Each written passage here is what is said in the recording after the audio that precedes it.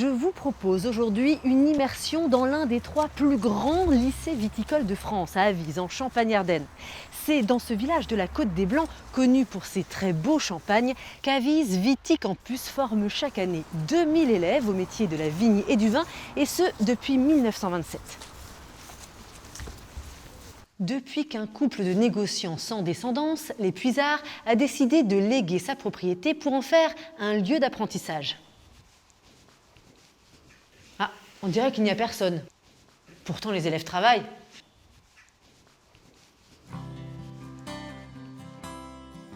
L'apprentissage, c'est le thème de cette nouvelle édition du meilleur de Pourquoi chercher plus loin. Nous voguerons sur le Rhin à bord du Princesse Irène avec les apprentis matelots du lycée Émile Matisse. Nous partirons à Gérardmer dans l'unique centre de formation d'apprentis papetiers de l'Est de la France. Nous irons visiter une entreprise d'insertion spécialisée dans la restauration de la pierre de soleil, omniprésente dans le patrimoine ardennais. Nous terminerons le voyage à Mirecourt où est installé depuis 1970 le centre d'apprentissage de la lutherie.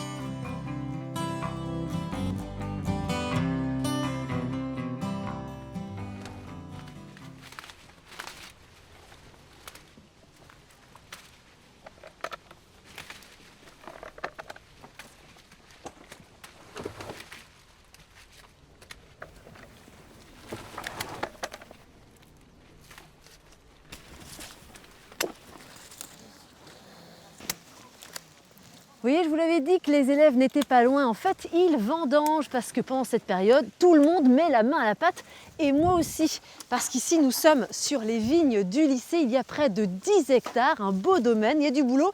Et là, je suis avec Mathéo. Vous êtes en seconde, Mathéo? Oui. Donc vous venez d'arriver, c'est assez nouveau pour vous. Tout ça, comment ça se passe? Bah ça va, ça se passe bien. Ça se passe bien, ça vous plaît? Bah oui. Bah oui, et si ça se passe bien, c'est grâce à Betty. Betty, vous êtes salariée du domaine, donc vous êtes une vraie professionnelle. Oui. C'est quoi votre rôle auprès des élèves? Durant la période des vendanges, mon rôle c'est d'accompagner les élèves dans la cueillette et puis l'objectif final c'est que les élèves soient autonomes dans le déroulement du chantier. Qu'ils acquièrent les gestes techniques, voilà, les manier le sécateur. Oui, c'est ça exactement. Donc manier le sécateur, savoir préparer un chantier. Donc là c'est en amont avant le départ aux vignes. Ensuite, installer de grandes caisses, bien remplir les caisses, débarder, les charger dans le camion et puis suivre le raisin jusqu'à la pesée et jusqu'au chargement du pressoir. D'accord, donc la base. Et puis, alors vous avez des élèves de lycée, vous avez aussi des apprentis du centre de formation des apprentis. Hein. Vous leur apprenez la même chose sur le terrain? Oh oui, c'est exactement les mêmes exigences qui sont demandées dans le milieu. Les mêmes gestes et avec des contraintes particulières ici sur ce domaine. Le domaine sert de support pédagogique, mais ce n'est pas le seul rôle. Donc il y a un rôle de production et le troisième rôle, c'est de mettre en place des essais pour le développement général de la Champagne. Par exemple, pour répondre à des exigences réglementaires ou environnementales. Et donc ça me tient à cœur de faire partager ces nouvelles méthodes, partager auprès des apprenants. En tout cas ici, c'est votre univers, hein, le vignoble, mais pour d'autres, eh bien, c'est le fleuve. Si je vous dis ça, c'est parce qu'on vous emmène sur le Rhin, à bord du bateau-école Princesse Irène. À l'intérieur, des élèves en bac pro transport fluvial qui apprennent à naviguer. Et nous, on va suivre Benjamin. Il a fait cette école, il est devenu capitaine et il revient voir les apprentis matelots. Salut Benjamin, ça va bien? Ça va, ça n'a pas donné de voix. Normalement depuis dimanche, ça va. D'accord? Super, ça va. Depuis 3 ans, ça c'est l'évolution, ça va bien, c'est ça. Voilà la classe de terminale, hein, donc ils vont sortir au mois de juin. Donc un jeune qui est sorti il y a 6 ans et il est capitaine depuis 3 ans déjà. Donc voilà, on évolue vite dans ce métier. On va se mettre en route. L'équipe 1, machine. L'équipe 2, timonerie. On y va?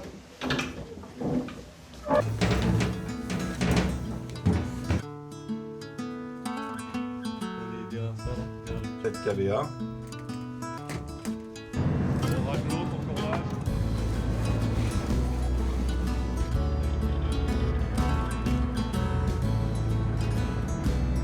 Avec les bruits répétés. Ok, impeccable. T'étais où là en stage? Je suis pas en stage, je travaille. Sur laquelle? T'es sur les péniches, toi? Ouais, sur la Daniel à Raymond. Ok, pas mal. C'est un fleuve qui est intéressant parce qu'il y a plusieurs secteurs. Il y a la partie canalisée qui est plus facile, mais il y a les écluses. Donc quand il y a des mauvaises conditions météorologiques, c'est plus dur. Il y a des parties comme la Loreley où on passe vraiment entre les rochers. Donc c'est joli, mais c'est dangereux parce que c'est que de la roche. Et après, il y a la partie aux Pays-Bas où c'est vachement plat, assez large, mais il y a beaucoup de trafic. Donc c'est pas sur une descente du Rhin, on verra plein de paysages, plein de situations différentes. Ce ne sera jamais pareil. Et donc c'est toujours intéressant. C'est toujours intéressant de faire ça. C'est un métier d'aventure.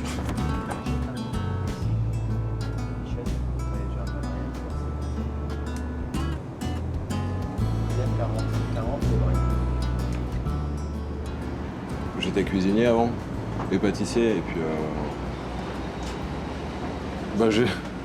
j'ai changé, et puis du coup je me sens beaucoup plus à l'aise là-dedans, quoi. Je préfère, voilà, ça, je sais pas comment expliquer. Voyage, mais c'est pas que ça qui m'intéresse, quoi. C'est le métier en tant que tel, quoi. On fait, le fait d'être sur un bateau, ça me rend à l'aise, je suis content, quoi. Pour l'instant, j'apprends à être matelot. Après, on verra si je peux être capitaine, ouais, mais si je peux y arriver le plus rapidement possible, ça me va. Ouais.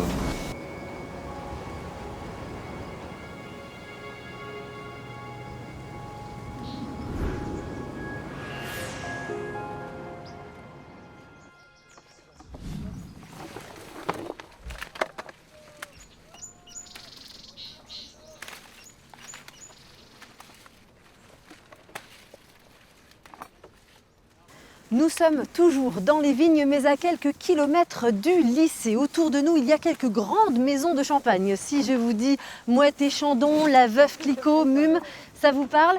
En tout cas, sur ces parcelles, nous sommes sur le domaine Chapuis. Il appartient à 2 sœurs. Il y en a une, Élodie, qui est en train de travailler là-bas. On ira la voir un peu plus tard. Et nous sommes avec Tom, son apprenti. Bonjour Tom. Bonjour. Ça fait 3 ans que vous êtes en apprentissage ici. Oui, c'est ça. Et vous avez tout appris ici. Oui, tout. Des vignes jusqu'à la cave, jusqu'au champagne. Vous savez faire le champagne, ça y est. Ça y est. À 17 ans, c'est pas beau ça quand même. Et là, vous êtes en année de spécialisation. Tracteuriste, oui. Tracteuriste. Pourquoi? Parce que j'adore la mécanique, travailler aux vignes, les engins, tout ça. Vous faites plaisir. C'est ça. Et puis il y a des débouchés en plus. Oui, beaucoup. À la fin de l'année, c'est le grand bain. Mm-mm. Ouais. Vous avez travaillé quelque part autour, dans une maison Oui, de champagne. c'est ça. Très bien, bonne chance. Et il faut dire que si Tom réussit dans son apprentissage, c'est aussi parce qu'il y a des formateurs qui font le lien entre les domaines et l'école. C'est le cas de Mathieu. Bonjour. Bonjour. Là, c'est une année importante parce qu'il doit vraiment tout maîtriser. À la fin de l'année, c'est le grand saut. C'est ça, il doit savoir conduire un tracteur dans une parcelle viticole, faire les travaux, les différents travaux de la vigne. Et ce qui m'a impressionné aussi, c'est qu'il doit retenir exactement toutes les parcelles, savoir exactement ce qui s'y passe. Ce qu'on souhaite, c'est qu'il soit autonome, donc vaut mieux qu'il récupère toutes les données aujourd'hui en ce moment pour lui après faire l'année avec toutes les parcelles, savoir l'enherbement, s'il y en a pas, savoir combien il y a de routes, comment il doit prendre, et puis bien sûr bien connaître le tracteur. Très bien, et vous vérifiez tout ça, ça se passe bien pour lui là? Ça se passe pas trop mal, ça va pas être trop bien. mal. Ouais, ça va être bien. Il a encore quelques mois pour faire ses preuves. C'est ça. Voilà. Eh bien, des apprentis, vous les connaissez bien. Nous, on vous emmène en voir d'autres dans les Vosges. Eh bien, là-bas, il y a tellement de papeterie qu'en 79, à Gérardmer, ils ont carrément décidé de créer un centre d'apprentis papetiers.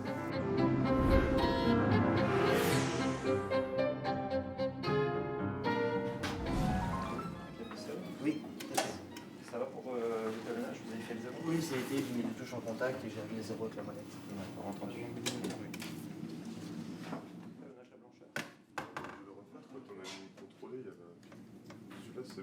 Ce sont les futurs techniciens supérieurs de l'industrie papetière, mais pas que du Grand Est, puisque les entreprises en dehors de cette région, de Lille aujourd'hui à Perpignan, viennent recruter leurs futurs opérateurs, techniciens supérieurs, ici à Gérardmer, au CFA Papetier.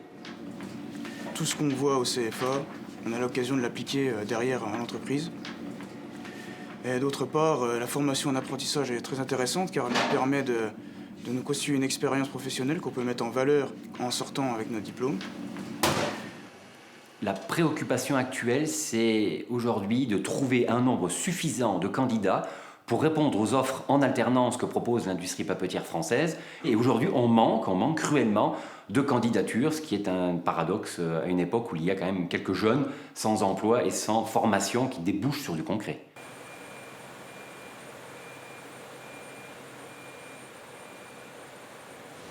J'étais étudiant en économique et sociale, donc j'étais en terminale et on faisait des sorties sur des forums des métiers.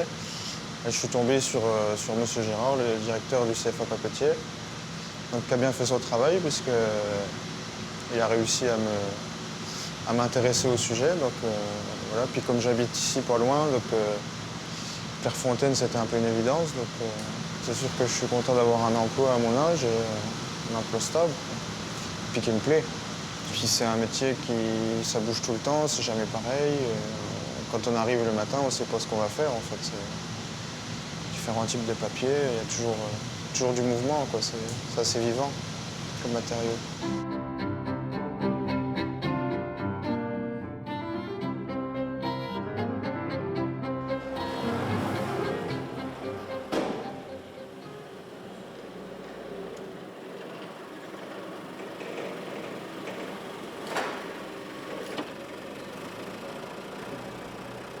Nous sommes toujours sur le domaine Chapuis, mais cette fois-ci dans le hangar. Ici, c'est la pesée, Elodie. C'est un moment important, hein. On est après la cueillette, le raisin arrive. Et il faut absolument le peser pour que nous, on puisse avoir des paquets, entre guillemets, de la même qualité de raisin, du même cépage, pour remplir notre pressoir qui fait 4000 kilos. Donc effectivement important. Et puis ça va très vite, il ne faut pas chômer. Il faut enchaîner, il ne faut absolument pas que le raisin reste en macération dans les caisses, donc il faut aller très vite et pour que derrière on puisse presser non-stop. Bon, vous avez l'habitude, hein, c'est l'exploitation familiale, vous représentez la 3e génération. Déjà, on peut le voir ici d'ailleurs parce qu'on est devant le pressoir que mon grand-père avait construit en 1961. Donc qui demain, au cas où les presseurs pneumatiques nous lâchent, on pourrait toujours faire les vendanges ici aussi.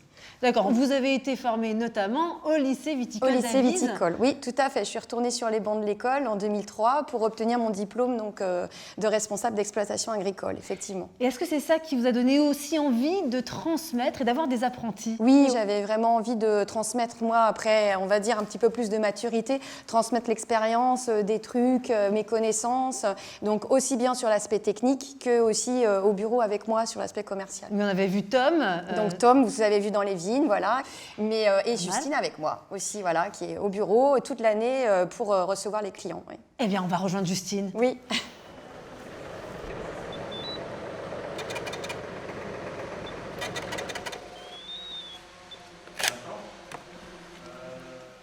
Justine, bonjour. Bonjour. Vous êtes en 2e année de BTS technico-commercial. C'est ça. Et la pesée, ça fait partie de votre job? Normalement, non, je suis plus au bureau partie commerce, mais là, on est en pleine vendange actuellement en Champagne. Donc, on est tous mobilisés pour participer à cette période importante. Ça vous plaît? Oui, très, parce qu'on garde le côté contact relationnel avec les clients. Et puis, c'est sympa de pouvoir voir chaque étape du champagne, puisque chaque étape est importante. Donc, ça nous permet d'être polyvalents. Alors vous n'avez pas toujours choisi cette voie, hein.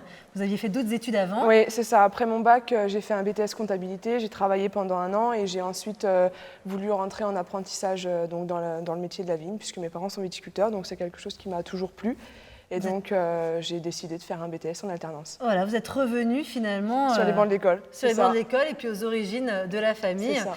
Et ben, vous qui avez choisi la vigne, c'est bien, c'est votre univers. Il y en a d'autres qui choisissent la pierre. C'est pour ça qu'on part tout de suite dans une carrière à Don-le-Mesnil, dans les Ardennes. Là-bas, il y a une entreprise d'insertion qui s'approvisionne en pierre de soleil, une pierre exploitée depuis le XVIIe siècle. On rencontre tout de suite son directeur et ses stagiaires qui restaurent le patrimoine.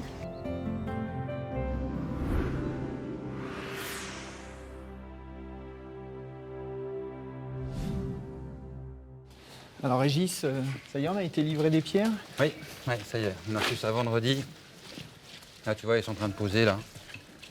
Vous avez besoin de les reprendre, les pierres, ici, ou tout a été directement taillé à l'atelier? Non, c'est comme d'habitude. Maintenant, on va le repatiner, on va repatiner ici, comme on a repatiné le restant pour que ça s'intègre à l'existant. Et... Non, c'est très bien.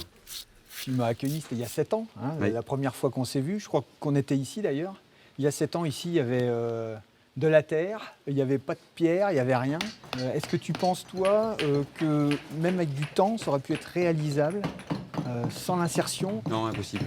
Non, impossible. Même avec la meilleure volonté du monde et aussi utopiste qu'on pouvait l'être à l'époque, ça aurait été inimaginable. Inimaginable. Ce patrimoine-là, 6 hectares de bâti, aujourd'hui serait perdu.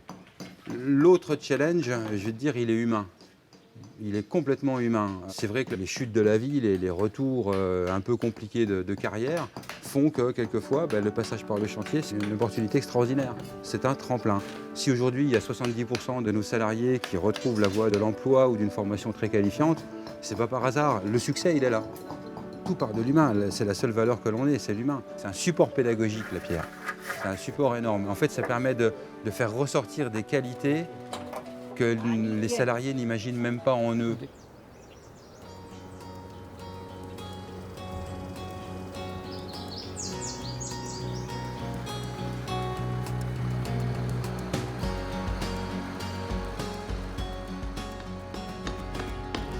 Alors Benjamin, vous êtes rentré de la carrière, ça va, ça n'a pas été trop difficile?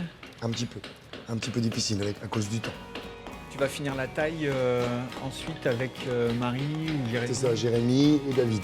Exactement. Ok. J'ai des groupes de jeunes que je choisis en fonction des chantiers écoles d'insertion. On va dire que je prends les meilleurs de chaque chantier. Donc à partir de là, chaque ouvrier a droit à 2 contrats, à un contrat renouvelable. Donc c'est des contrats de 8 mois. Et ils partent d'ici en ayant trouvé un boulot. Tu en as qui sont partis derrière en formation qualifiante? On va dire que j'en ai une qui va partir en formation bientôt, Marie, qui est là. Alors Marie, finalement, elle a eu ce parcours d'insertion professionnelle dont tu parlais. Tu l'as repérée sur quel chantier alors? Donc c'était surtout le Fort des Évelles. Dans cette première étape, finalement, tu repères des salariés et ensuite tu les formes. C'est ça. Ici.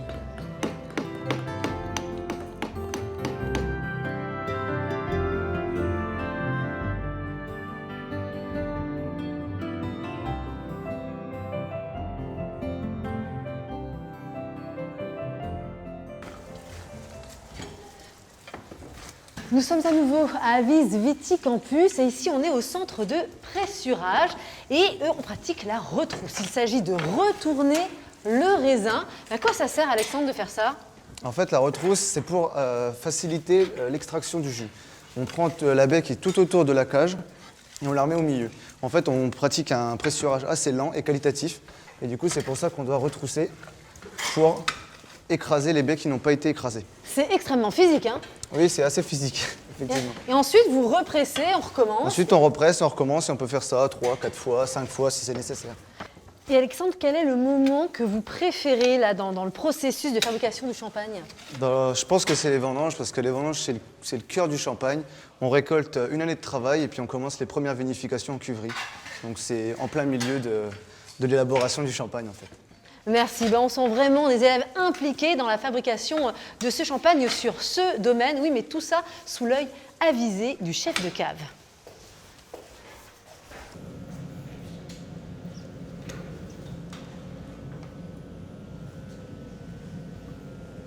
Stéphane Blanc, quel nom prédestiné pour travailler sur la côte des Blancs. Tout à fait. Oh, c'est pour moi, merci. C'est du jus de raisin, c'est normalement sucré. Mais pas alcoolisé. Pas encore. Pas encore. Vous regardez le taux de sucre là? La quantité de sucre, ce que Dame Nature nous a offert. Cette année. Cette année. Ça vous semble plutôt bien? Nous sommes en fin de vendange, c'est bien. On a eu meilleur en début de vendange. C'est très bon en tout cas. Ça commence seulement à partir en fermentation. Dans quelques jours, ça sera vraiment déjà du vin. Alors on a vu le pressoir à l'ancienne, là on est dans une belle cuverie en inox. Il y a vraiment voilà, le savoir-faire d'hier et d'aujourd'hui qui se mêlent pour les élèves. Tout à fait. Au lycée d'Avise, nous avons le leitmotiv héritier et avenir de la Champagne. Je considère qu'il faut regarder dans le rétroviseur pour mieux avancer. Ce qu'ont fait nos prédécesseurs était magique. Nous avons les techniques, nous travaillons le côté traditionnel et le côté plus technologique. Et le rétroviseur, vous en parliez, vous l'avez aussi puisque vous avez été élève ici. Vous avez vu plusieurs générations de viticulteurs déjà. Tout à fait, c'est un beau lycée, j'y suis resté. Et je forme actuellement la 3e génération. J'ai eu la chance de débuter en formation pour adultes et je forme actuellement les petits-enfants de mes premiers apprenants. Et le champagne est toujours aussi bon, ça veut dire que ça marche bien, la formation. La formation marche bien, j'espère que le champagne est toujours aussi bon. Très bien, en tout cas, on sent que vous êtes vraiment passionné et il y en a d'autres qui sont passionnés comme vous. C'est le cas, par exemple, des luthiers qui sont viscéralement attachés à leur instrument. Je vous propose d'aller tout de suite du côté de Mirecourt, en Lorraine, où se trouve l'École nationale de lutherie. Là-bas, tous les ans, près de 200 personnes postulent pour cette école. Il n'y a qu'une douzaine d'admis, des élèves formés à l'excellence.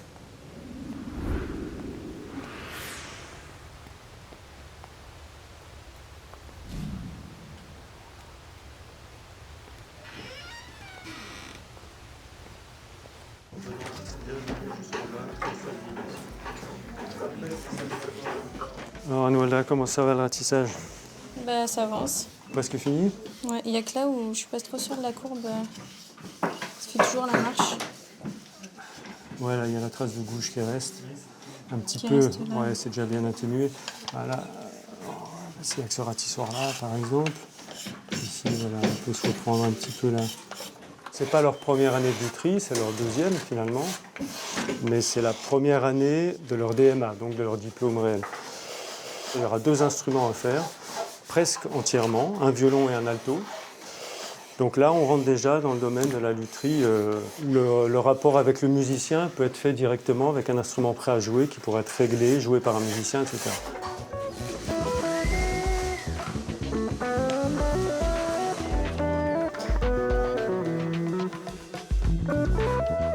J'ai rencontré un luthier chez moi à Dinan. C'est bien passé, il m'a proposé de rester en stage et puis du coup pendant un moment j'allais pendant mes temps libres. Et du coup il m'a parlé de l'école et puis voilà, je me suis présenté et puis j'ai été pris quoi.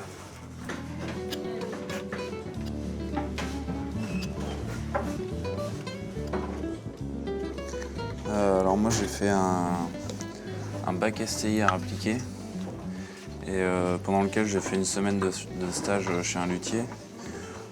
Du coup j'ai réalisé une tête de violon pendant une semaine, quoi. J'ai tenté l'école et j'ai été pris aux entretiens et ensuite j'ai été refusé. Donc j'ai décidé d'aller dans le Jura faire une année d'ébénisterie en but de retenter l'école, quoi. Et ça a payé puisque du coup je suis là.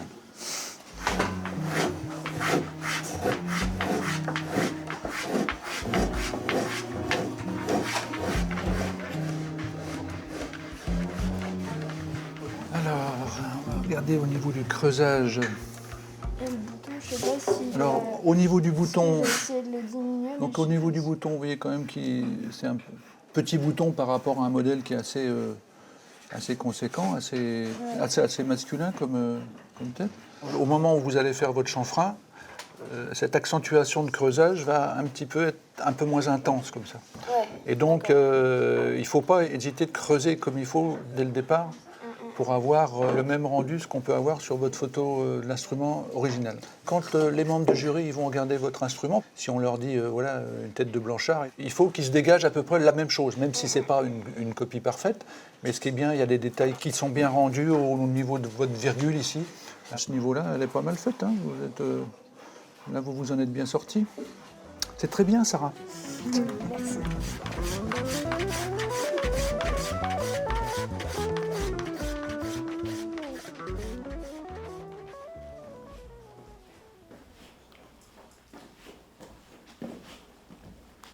Nous sommes maintenant dans la cave du domaine. Au-dessus de nous, il y a la cuverie en inox, il y a le pressoir. Et là, on est à combien? Nous sommes à 12 mètres de profondeur, 12 degrés de température constant, que ce soit en plein été, en plein hiver, toujours. Et autour de nous, 400 000 bouteilles nous regardent. Et là, on retrouve des élèves parce que c'est ici qu'ils finissent leur formation finalement. Tous les jours, nos élèves pratiquent le remuage qui consiste à faire descendre le dépôt dans le goulot de la bouteille. Nous tournons 30 à 40 fois les bouteilles avant de procéder au dégorgement. Un gros travail, on ne se rend pas toujours compte de ce que ça donne et au final, il y a un résultat. Attention. Et voilà. Combien de temps d'attente avant de pouvoir le mettre dans ce verre? Cette bouteille, c'est une vendange d'il y a 4 ans. Vous la dégustez maintenant, vous pouvez la garder 1 an, 2 ans, 3 ans. Une très belle histoire hein, pour ce champagne, pour ses élèves, pour tous les enseignants qui transmettent leur savoir-faire. Alors si vous aussi, oui, si vous avez des idées de lieux, d'activités insolites, de personnages passionnés, n'hésitez pas à nous écrire à l'adresse qui s'affiche parce que là nous sommes vraiment dans un terroir d'excellence et d'avenir. Alors pourquoi chercher plus loin? À très vite pour d'autres escapades dans le Grand Est.